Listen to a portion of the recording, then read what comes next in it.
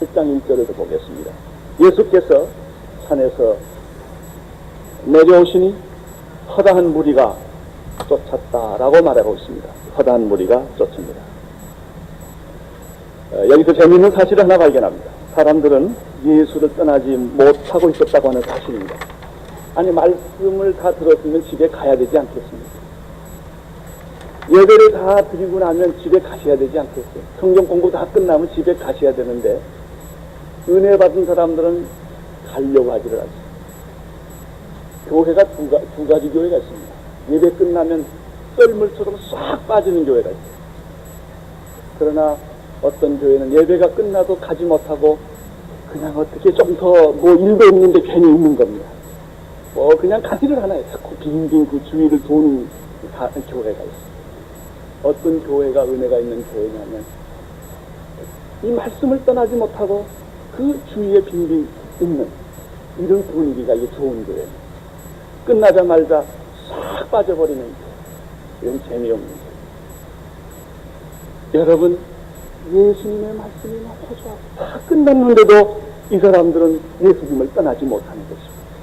그 주위에 머뭇머뭇거리면서 뒤따라 오는 것입니다. 예수를 뒤따르는 사람들, 예수를 쫓아가는 사람들. 저는 아까 설교 얘기를 했습니다. 그러나 교회만 오래 있으면 안 된다고 그랬습니다. 아무리 은혜로워도 교회에서 적당히 있고 집으로 가셔야 합니다. 여기서 오래 살면 안 됩니다. 어떤 사람은 목사님 여기다 방 하나만 주세요. 살고 싶습니다. 안 됩니다. 집으로 가셔야 합니다. 그러나 말씀이 좋으면 자꾸 따라다니게 됩니다. 여러분, 예수님을 따라다니면 언제나 국물이 있습니다. 항상 좋은 사건이 생깁니다. 신나는 사건이 생깁니다. 멋진 사건이 생깁니다. 그러나 세상을 따라다니면 좋은 것 같아도 항상 비참하고 불쾌합니다. 세상을 쫓아다니는 사람과 예수를 쫓아다니는 사람 다릅니다. 여러분, 세상을 쫓아다녀 보십시오. 여러분에게 만족을 주지 못할 것입니다.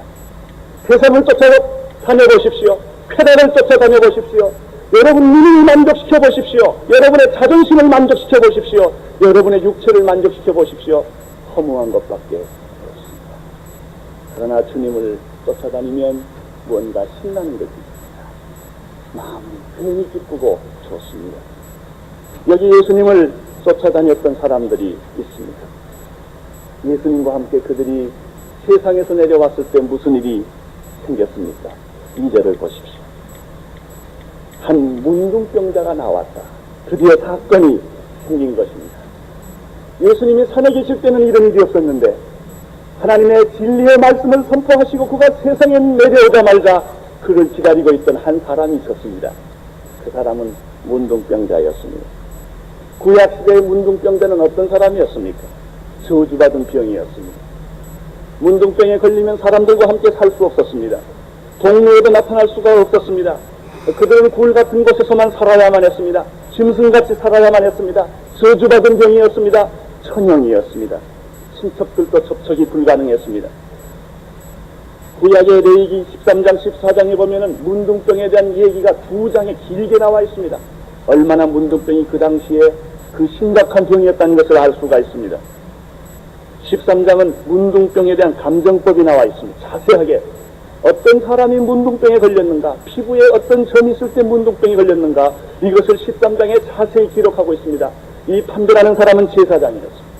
14장에 가보면은 그 문둥병에 걸린 사람의 결례법이 있습니다. 문둥병에 걸린 사람은 자기가 할 것과 하지 않을 것이 있습니다. 신약시대에 보면 문둥병 걸린 사람이 동네에 나타나면 사람들이 돌로 쳤습니다. 교주했습니다. 문둥병에 걸린 사람은 나는 문둥병자다, 나는 문둥병자 소리 지르면서 다녀야 합니다. 그래야만 사람들이 자기에게 접촉을 하지 않게 하기 위해서입니다. 이것이 문둥병이었습니다. 여러분이 문둥병 환자가 예수에게 나오게 되십니다. 산에서 하나님의 음성을 듣고 났을 때 현실에는 문둥병이 있습니다. 여러분이 은혜를 받을 때, 은혜를 받고 나면 언제나 현실이 기다리고 있습니다. 어떤 사람이 산에 가서 철야기도 하고 금식기도 하고 은혜 받고 집에 내려 들어오면 문턱에 들어설자마자 신경질 날 일이 가득 찹니다. 그 문턱에서 신경질로 은혜 받은 걸 다 쏟습니다. 대부분 사람들 은혜 받고 쏟고 은혜 받고 쏟고 그렇게 합니다. 그러나 그 현실에서 이겨야 합니다. 여러분, 은혜 받으면 꼭 시험이 옵니다. 그 받은 은혜를 다 쏟아버릴 만한 현실이 기다리고 있습니다. 예수님에게는 문둥병 환자가 기다리고 있었습니다. 그 저주받은 문둥병 환자가 예수님에게 나왔는데, 우리가 이 본문을 좀 더 깊이 자세히 살펴보면 이 문둥병 환자가 기막힌 믿음을 가진 사람이었다고 하는 사실입니다. 2절을 보십시오. 한 문둥병자가 나와 절하고 가로되 주여 원하시면 저를 깨끗게 하실 수 있나이다. 아주 간단한 말을 했습니다. 6마디 말입니다. 그러나 이 말씀 속에는 엄청난 믿음의 비밀이 있습니다. 첫째, 문둥병자가 예수께 나왔다라고 기록하고 있습니다. 이 말이 뭐 그리 대단한 말이냐고 반문할지 모릅니다. 그러나 이 말은 굉장히 대단한 말입니다. 왜냐하면 문둥병 환자의 입장에서 보면, 구약의 율법에서 보면 절대로 그는 사람 앞에 나타날 수가 없는 입장입니다. 더구나 예수님 앞에 그렇게 담대하게 나올 수가 없는 입장입니다. 그런데 그 환자가 나왔다라고 하는 사실, 예수님 앞에 나왔다라는 사실은 믿음이 없으면 나올 수 없는 일입니다. 여러분, 믿음의 첫걸음은 무엇입니까? 주님 앞에 나오는 것입니다. 그러나 아무나 나오지 않습니다. 여러분들은 오늘 주님 앞에 다 나오셨습니다. 믿음이 있기 때문에 오신 것입니다. 끌려왔든 습관으로 왔든 어쨌든 교회에 온다는 사실은 믿음이 있는 것입니다. 어떤 사람 전도해보면 입으로는 계속해서 예수님을 반대합니다. 나는 예수 죽어도 안 믿는다고, 예수 믿으려면 내 주먹을 믿는다고 별소리를 다 합니다. 그런데도 교회에 옵니다. 입으로는 예수를 반대합니다. 자존심 때문에 그렇습니다. 그러나 속에서는 예수님을 받아들이고 싶은 것입니다. 핍박을 하면서 반대하면서도 나왔다는 사실이 여러분이 관심 있다는 사실. 여러분, 이 문둥병 환자가 자기가 그런 저주받은 병을 가지고 있음에도 불구하고 예수 앞에 담대히 나왔다라는 이 사실은 믿음이 없으면 할 수 없는 사건이었습니다.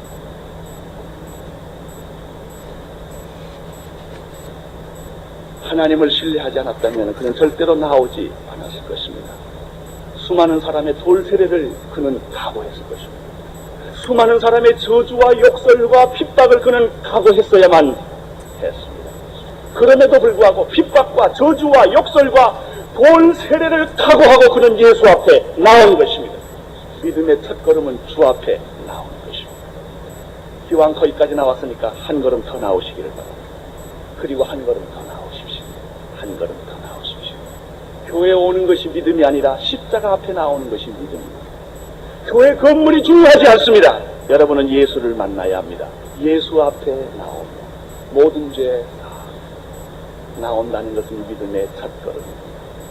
나온다고 하는 것은 마음의 문을 여는 것을 의미합니다. 오늘 여러분 여기까지 잘 오셨습니다. 그러나 여기까지 오셔서 좋을 수도 있습니다. 나오셨습니다. 한 걸음 더 나오시길 바랍니다. 한 걸음 더 나오시길 바랍니다. 이것이 믿음의 시작입니다. 여러분, 이 문둥병 환자는 예수님 앞에 나와서 그는 모든 핍박과 욕설과 저주와 그리고 많은 그 돌 세례를 받을 것을 각오하면서 예수 앞에 나와서 두 번째 그가 한 일이 무엇입니까? 절했다 그랬습니다. 예수 앞에 나와서 바로 소리 지르지 않았습니다. 그는 예수 앞에 나와 절하여 이렇게 됐습니다. 이 절했다라고 하는 얘기는 마태복음에 13번 나오는 말씀인데 경배하다라는 뜻입니다. 여러분, 이 문둥병 환자가 어떻게 절했다고 생각하겠습니까? 교수님 안녕하세요? 이렇게 절했다고 생각하십니까? 그는 무릎을 꿇었을 것입니다. 그는 정말 용기를 내서 온 몸으로 겸손과 진실과 순수한 모든 걸 다 바쳐서 그가 예수 앞에 조용히 머리를 숙였을 것입니다. 이것이 믿음입니다. 믿음이란 주님 앞에 머리를 숙이는 것입니다. 여러분, 머리를 곧게 하지 마십시오. 하나님하고 대결하지 마십시오. 하나님하고 대결하면 여러분은 손해 납니다. 하나님 앞에는 머리를 숙여야, 예수님 앞에는 여러분 자존심을 꺾어야 합니다. 겸손해야 합니다. 신앙이란 고개를 숙이는 것입니다. 신앙이란 자기를 꺾는 것입니다. 자기를 죽이는 것입니다. 머리를 숙이는 것입니다. 자존심을 꺾는 것입니다. 경배하는 것입니다. 엎드리는 것입니다. 특별히 교회에서 봉사를 많이 하시는 분들은 겸손으로 봉사해요. 내 재주로 봉사하면 안 됩니다. 돈으로 봉사해도 안 됩니다. 열심으로 봉사해도 안 됩니다. 겸손으로 봉사해야 합니다. 언제나 낮은 자리에 있어야 합니다. 남을 나보다 높이 생각해야 합니다. 이것이 진정한 겸손. 이 문둥병 환자는 예수 앞에 나왔습니다. 나오는 것은 보통 용기가 아닙니다. 그가 나와서 했던 일은 머리를 숙이는 일이었습니다. 왕이신 예수님에게 머리를 숙이는 일이었습니다. 전능하신 그분에게 머리를 숙이는 일이었습니다. 저주받은 문둥병자일지라도 얼마나 이 사람 속에는 믿음의 여유를 우리가 발견할 수 있습니다. 진실을 발견할 수가 있습니다. 순수한 것을 발견할 수가 있습니다. 이렇게 머리를 숙인 이 저주받은 문둥병 환자는 어떻게 했습니까? 세 번째, 말을 했습니다. 8절 2장을 좀 더 보십시오. 한 문둥병자가 나와 절하고 그 다음에 뭐라고 그랬습니까? 가로되. 말을 하는 것도 믿음입니다. 이것은 수다 떠는 것이 아닙니다. 이것은 자기의 전 인격을 이 언어라고 하는 것에 다 넣어서 하나님 앞에 심각한 피를 토하는 진실한 고백을 그가 하는 것입니다. 믿음이란 말을 한다. 저는 이 말씀을 보면 예수님께서 마태복음 7장 7절에서 했던 말씀이 기억납니다. 구하라 그러면 주실 것이요, 찾으라 그러면 찾을 것이요, 문을 두드리라 그러면 열릴 것이요. 이 사람은 문둥병자입니다. 이 사람은 지금 절실한 비용을 낫기를 위한 간절한 요구가 있는 사람입니다. 그런데 여기는 사실은 거지의 입장이 아닙니다. 여러분의 자녀가 아침에 일어나서 어린아이가 엄마 밥 줘!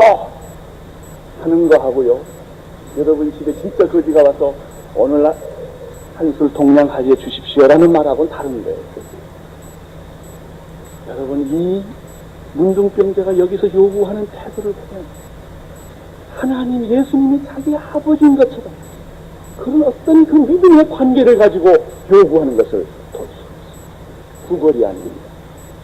이것은 어떤 면에서 당당한 요구처럼 느껴집니다. 그가 가로되.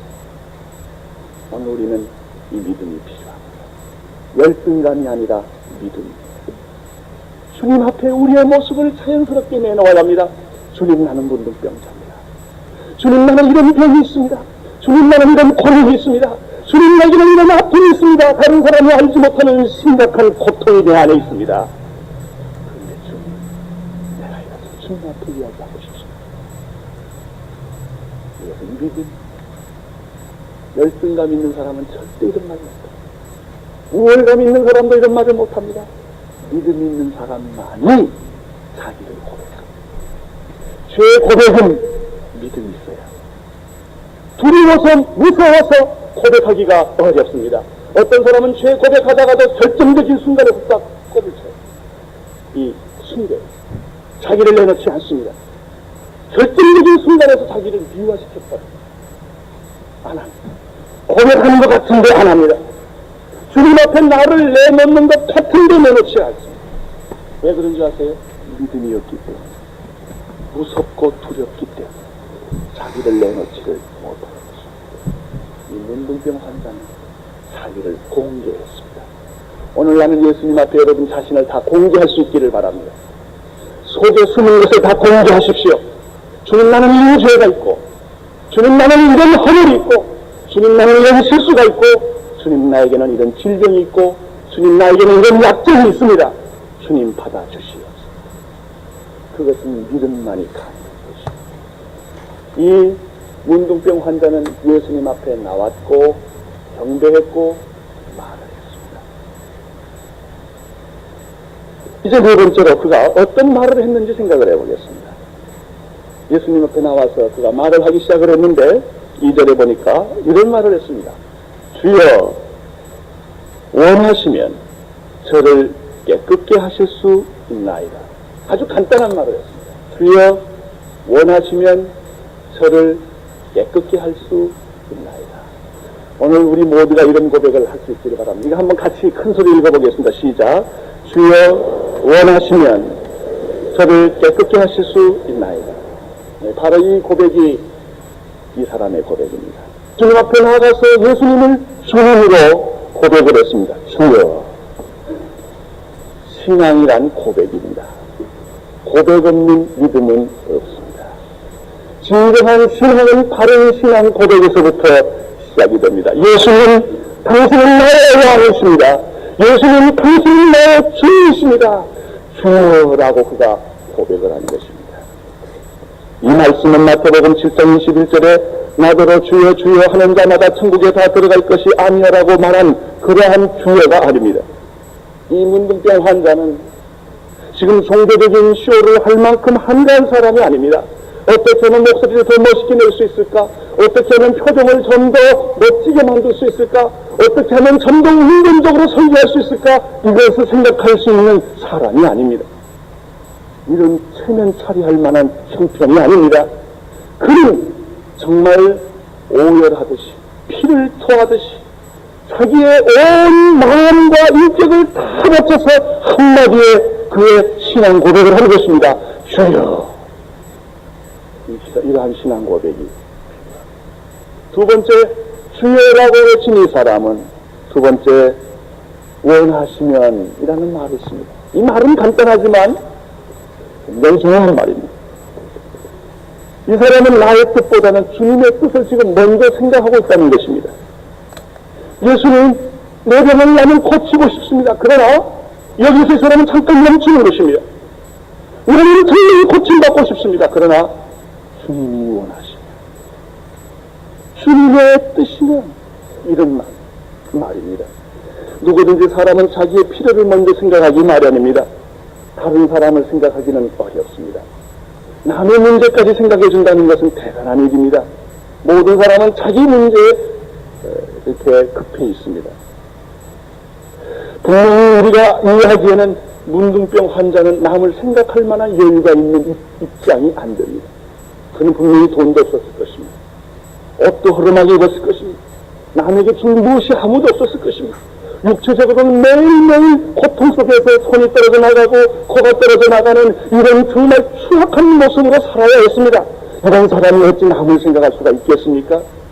그러나 이 사람, 주여 원하시면 주님의 뜻이라면 이 말을 했다고 하는 사실이죠. 오늘 우리가 이것을 배워야 합니다. 나를 생각하기 전에 먼저 남을 생각해요. 내 뜻을 생각하기 전에 하나님의 뜻을 먼저 물어봐야 합니다. 주님의 뜻이면, 주님과 당신의 만약 주님의 뜻이라면 내 병을 고쳐주십시오. 그가 이렇게 말한 것입니다. 얼마나 겸손하고 진지한 태도입니까? 우리는 이러한 모습을 예수님에게서 발견할 수 있습니다. 십자가 앞에서 예수님은 어떻게 했습니까? 하나님 할 만하거든 이 잔을 내게서 멀리 떠나게 해주십시오. 내가 십자가를 지지 않기를 바랍니다. 그러나 내 뜻대로 마옵시고 아버지의 뜻대로 하옵소서. 그는 마지막에 십자가를 지셨습니다. 결정적인 순간에 그는 하나님의 뜻을 물어본 것입니다. 주님이 원하시면, 이 말은 무슨 말입니까? 주님이 원하지 않는다면 내 사업이 망해될 것입니다. 그런 뜻입니다. 주님이 원하지 않는다면 난 병으로 죽겠습니다. 이런 말입니다. 안 고쳐줘도 좋습니다. 라는 뜻입니다. 주님이 원하시면 내 병을 고쳐주십시오. 주님이 원하시면 이 사업이 부흥케 해주시옵소서. 주님이 원하시면 이 결혼이 되게 하여 주시옵소서. 주님이 원하시면 일이 이루어지게 해 주시옵소서. 아무리 좋은 것도 주님이 원하는 것이 아니면 나는 안 하겠습니다. 이런 뜻입니다. 여러분에게 이 믿음이 있습니다. 주님이 원하지 않는 것은 안 할 용기가 있습니까? 포기할 용기가 있습니까? 주님이 원한다면 무엇인지 할 만한 용기가 있습니까? 주님이 원하십니다. 나는 여러분이나 나 같은 입장에서 이 말 했다면 또 이해가 됩니다. 그러나 이 당시에 문둥병 환자 입장에서 이 말 했다는 거는요, 대단합니다. 우리가 배워야 할 것. 그 다음에 세 번째입니다. 주님이 원하시면 깨끗함을 저를 깨끗게 하실 수 있나이다. 이게 무슨 말이에요? 이 문둥병 환자는 예수님이 병 고치시는 분임을 믿었다는 사실. 여러분 믿으세요? 예수님이 여러분을 구원하실 것을 믿으세요? 병 고치실 것도 믿으세요? 이 환자는 믿었습니다. 주님이 원하시면 당신 하실 수 있는 능력을 가지신 분이십니다. 아멘. 믿는 데서 기적이 일어납니다. 믿는 데서 능력이 일어납니다. 예수님이 아무리 능력이 있어도 여러분이 믿지 않으면 그 능력이 여러분의 것이 될 수가 없습니다. 그러므로 우리는 하나님을 어린아이처럼 신뢰해야 합니다. 하나님이 나를 사랑하는 것을 믿으셔야 합니다. 예수님이 내 병을 고쳐주실 것을 믿으셔야 합니다. 예수님이 우리 가정을 구원해 주실 것을 믿으셔야 합니다. 주 예수를 믿으라. 그리하면 너와 내 집이 구원을 얻으리라. 목사님, 우리 집은 안 돼요. 됩니다. 믿으세요. 예수님은 그렇게 할 수 있는 능력이 있으세요. 우리 어머니는 안 돼요. 우리 어머니는요, 대대로 불교를 믿어오신 분이라 안 됩니다. 우리 아버지가 안 돼요. 그것이 불신앙입니다. 왜 되는지 아세요? 여러분이 변한 것 보면 다른 사람도 변합니다. 여러분이 변했습니다. 그렇다면 다른 사람도 변할 수 있습니다. 예수님이 하실 수 있음을 믿으십시오. 믿는 자에게는 불가능이 없습니다. 이것이 하나님의 뜻이라면, 이것이 하나님이 우리에게 주신 은혜라면 불가능은 없습니다. 됩니다. 이것을 이 사람은 믿는 것입니다.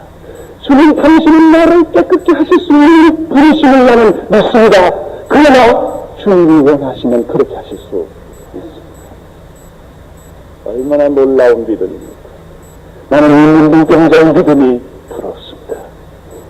오늘은 믿음이 필요합니다.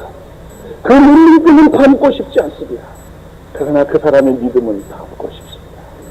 그는 예수께 나왔습니다. 엎드려 절했습니다. 그리고 믿음으로 말했습니다. 주님이시여, 당신은 내 주님이시여, 주님이 뜻이라면 나를 깨끗게 하실 수 있습니다. 우리 가정을 구원하실 수 있습니다. 주님, 내 문제를 해결할 수가 있습니다. 그가 이렇게 말한 것입니다.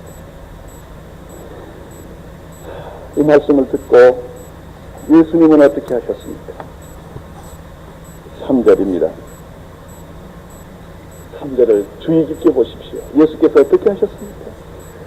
첫째, 그가 손을 내밀었습니다. 할렐루야. 이렇게 말했는데 예수님이 손을 안 내밀면 어떻게 할까요? 그 문둥병 환자가 얼마나 낭패를 당할까요? 여러분, 치료했던 사람에게서 찬물을 끼얹으면은 찬물 때문이 아니라 배신의 상처 때문에 그는 마음이 다 아플 것입니다. 예수님은 그에게 손을 내밀어 주셨습니다.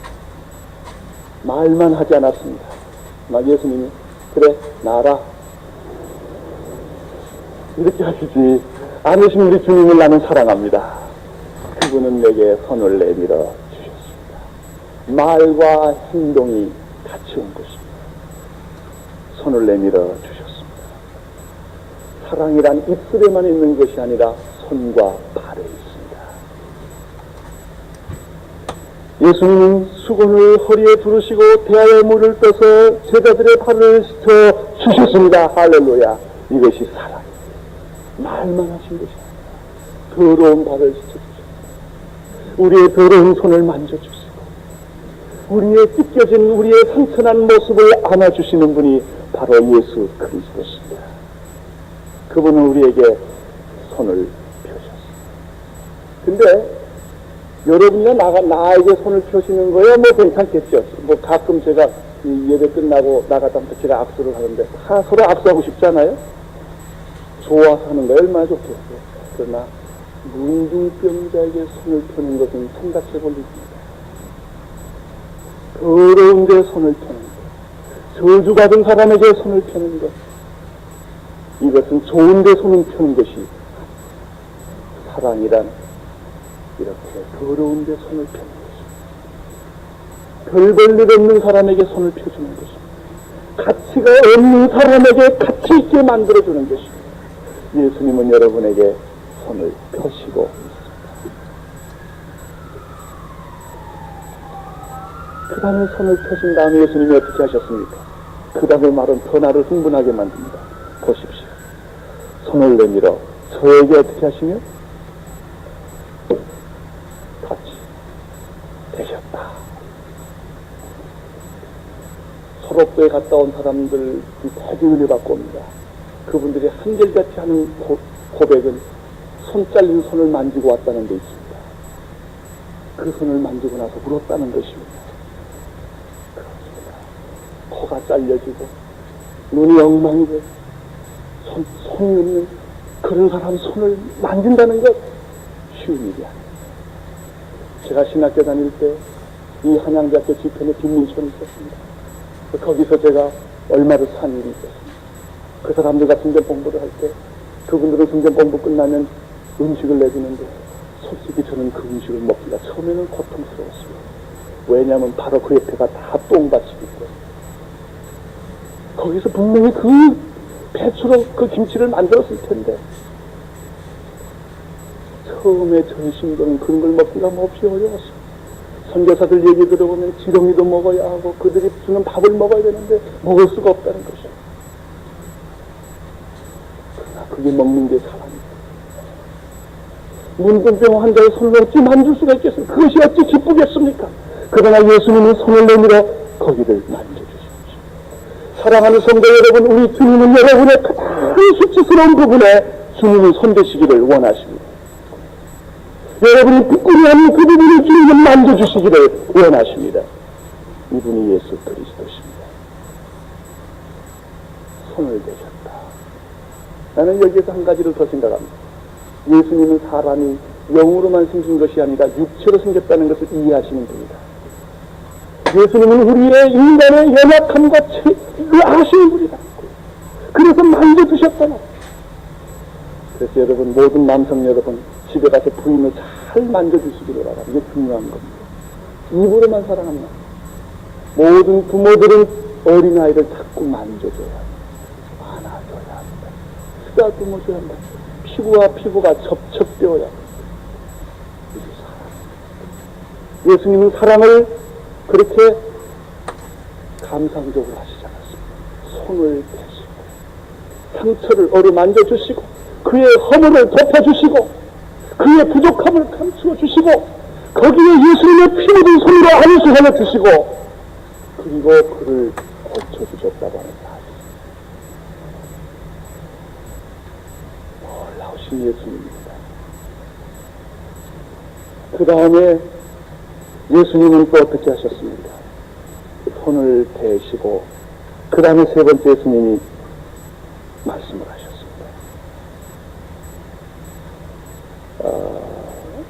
가라사대 내가 원하노니 깨끗함을 받으라 하신즉 즉시 그의 문둥병이 깨끗하여 진지라. 여기서 우리는 예수님의 두 번째 태도를 볼 수가 있습니다. 예수님이 말씀을 하시는데 이런 말씀을 합니다. 내가 원하노니 이런 말. 여러분, 이게 복음입니다. 예수님은 여러분이 건강하기를 원하십니다. 이게 예수님의 의도십니다. 예수님은 여러분이 죄에서 벗어나기를 원하십니다. 어둠에서 벗어나기를 원합니다. 이것이 예수님의 의도이십니다.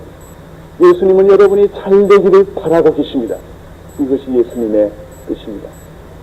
예수님은 아주 고약한 분이 아닙니다. 병 주고 약 주고 하는 분이 아닙니다. 예수님은 우리를 골탕 먹이는 분이 아닙니다. 예수님은 우리를 아주 그 고난 속에 집어넣고 죄하시는 분이 아니죠. 예수님은 죄를 미워하십니다. 예수님은 병을 미워하십니다. 예수님은 어두움을 미워하십니다.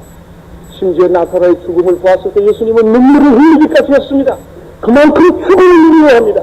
그만큼 질병을 미워합니다. 예수님이 채찍에 맞음으로는 마음을 입었다라고 베드로가 말하고 있습니다.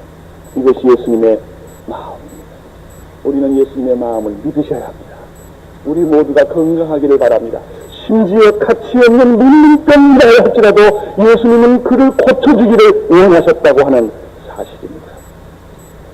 내가 원하노니, 예수님이 이렇게 말, 내가 원하노니, 두 번째 예수님이 깨끗함을 받아라 하신즉 깨끗하여 졌다 그랬습니다. 저는 이 말씀을 읽을 때 창세기 1장이 생각납니다. 빛이 있으라 하심의 빛이 있었더라. 깨끗함을 받으라 하신즉 즉시 깨끗함을 받았더라. 말씀의 동시성과 능력입니다. 예수님에게는 병을 고치는 능력이 있습니다. 귀신을 쫓아내는 능력이 있습니다. 죽음에서 살려내는 능력이 있습니다. 예수님은 부활이십니다. 그리고 예수님은 생명이십니다. 예수님에게는 치료의 능력이 있습니다. 우리는 여기에서 하나님에게는 불가능이 없다는 사실을 깨닫게 됩니다. 자연 법칙을 만드신 하나님은 자연 법칙을 초월하실 수 있습니다. 예수님은 문둥병을 고치실 뿐만 아니라 이것보다 더 큰 기적도 행하시는 분이십니다. 여러분, 예수님이 하나님이신 것을 믿습니까? 그렇다면 2000년 전에 병 고치신 그분은 오늘도 병 고치실 수 있습니다. 예수님은 어제나 오늘이나 영원토록 동일하신 분이기 때문입니다. 2000년 전에만 했다고 말할 수가 없습니다. 그분은 지금도 역사하십니다. 그분은 지금도 우리를 치료하시고 우리를 어루만지시고 우리를 구원하십니다. 만약 우리 모두가 문둥병 환자와 같은 순수하고 진실한 믿음을 가지고 주 앞에 나와서 경배하고 그 앞에 믿음으로 나아간다면 똑같은 이런 일이 여러분과 내게 있을 것입니다. 나는 오늘 문둥병보다 더 지독한 병 하나를 여러분에게 소개하고 있습니다. 여기는 문둥병 환자가 나와 있습니다. 그러나 더 큰 병이 하나 있습니다. 그것이 죄라는 병입니다. 문둥병은 어떤 사람에게 있을 수 있습니다. 그러나 죄는 우리 모두에게 있습니다. 죄는 문둥병과 같습니다. 문둥병에 걸리면 감각이 없습니다. 코가 떨어져 나가도 아프지가 않습니다. 죄의 문둥병에 걸리면 무감각해집니다. 죄는 죄를 알지 못합니다. 죄를 짓고도 무감각해집니다. 뻔뻔해집니다. 양심의 환영을 맞습니다. 얼마나 죄인인지도 모릅니다. 이것이 죄입니다. 여러분, 이 사람은 문둥병이 나왔습니다마는 오늘 여러분은 죄의 문둥병이 치료되어야 합니다. 이것이 치료되어야 합니다. 예수님 앞에 나오면 이 죄가 치료받을 수가 있습니다. 보혈의 능력과 부활의 능력이 우리의 모든 더럽고 흉악한 죄를 치유해 줄 것입니다. 우리는 육체의 질병도 중요하지만 영혼의 질병이 더 중요하다는 사실을 알아야 합니다. 예수님은 우리의 육체도 치료하시기를 원하시지만 여러분의 마음도 치료하시기를 원하십니다.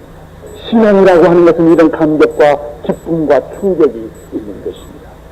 문둥병 환자에게는 말할 수 없는 정말 소리를 지르고 뛰고 찬양하고 싶은 그런 그 마음이 이 순간에 있었을 것입니다. 이때 예수님이 그에게 다음과 같이 말을 해줍니다. 내가 치료를 받았느냐? 그러면 지금 사람한테 가서 이야기하지 말라. 지금 즉시 제사장에게로 가라. 이것이 바로 4절에 있는 말씀입니다. 예수께서 이르시되 삼가 아무에게도 이르지 말고 다만 가서 제사장에게 네 몸을 보이고 모세의 명한 예물을 드려 저희에게 증거하라 하십니다. 저는 이 뒷부분의 말씀에 참 흥미가 있습니다. 예수님께서 병을 고쳐 주셨습니다. 이 사람은 병이 나았습니다. 기쁨에 충만할 것입니다. 제일 먼저 누구한테 가고 싶을까요? 아마 부모한테 가고 싶을지 몰라요. 어머니 나 나왔습니다 라고 말할지 모르겠어요. 친구에게 가고 싶을지 모르겠어요. 그러나 예수님은 거기 먼저 가지 마라. 제사장에게 먼저 가라. 이것은 레위기 13장 14장에 나타난 전례법과 감정법에 의한 것입니다. 왜 예수님이 이런 말씀을 그에게 했을까요? 여기에 중요한 뜻이 한 가지 더 있습니다. 예수님은 은혜를 베푸시지만 율법을 무시하지 않으십니다. 어떤 사람은 은혜를 받았으면 됐지 율법이 뭘 중요하냐고 얘기합니다. 그러나 예수님은 한 번도 율법을 범하시거나 폐하시거나 율법을 변형시키지 않으셨습니다. 예수 믿고 구원받고 은혜를 깨달았으면 11조가 무슨 중요한 것이냐, 성수주일이 뭐가 중요한 것이냐, 그리고 무슨 모든 율법이라는 것은 인간을 얽매이는 것이 되지 않느냐, 이렇게 반문할지 모릅니다. 그러나 사도 바울은 그렇게 말했으면 율법이 있는 자에겐 율법이 있는 것처럼, 율법이 없는 자에게 율법이 없는 것처럼 대한다고 말했습니다. 그렇습니다. 은혜를 받았다고 율법을 폐하라는 것이 아닙니다. 율법을 완성하는 것입니다. 예수님은 이렇게 기적적으로 문둥병을 고쳐주시고 난 다음에 제사장에 가서 내 몸을 보라. 율법에 약속하고 기록한 대로 내가 문둥병에서 차염을 받았다는 사실을 확인해라. 그리고 나서 무슨 말을 또 합니까? 확인했으면 뭘 드리라고 그랬어요? 예물 드리라. 얼마나 나는 이 말이 좋은 말인지 모릅니다. 은혜와 치료를 받았으면 예물로 감사하는 것 참 아름다운 일입니다. 이것은 예수님이 율법을 존중하는 모습인 것을 볼 수 있습니다. 율법을 완성하시는 예수님을 우리가 볼 수 있습니다. 은혜를 받은 사람일수록 십계명 잘 지켜요. 은혜를 받은 사람일수록 구약에 더 충성하게 따라가야 합니다. 구약과 신약은 분리될 수 있는 것이 아닙니다. 구약은 펴졌고 신약이 완성된 것이 아닙니다. 구약과 신약이 합해서 성경입니다. 창세기 1장 1절부터 계시록의 마지막 절까지 하나님의 말씀입니다. 이것은 다 우리가 지켜야 할, 그리고 순종해야 할 하나님의 말씀입니다. 그러나 율법에 머물러 있는 것이 아닙니다. 은혜 안에 나와야 합니다. 은혜를 받았으면 율법을 폐하는 것이 아닙니다. 율법을 완성하는 것입니다. 증거하라고 말했습니다. 여러분, 우리는 이제 나가서 증거해야 합니다. 구원받은 것을 증거해야 합니다. 죄에서 자유한 것을 증거해야 합니다. 우리 예수님이 왕이신 것을 증거해야 합니다. 그분께 영광을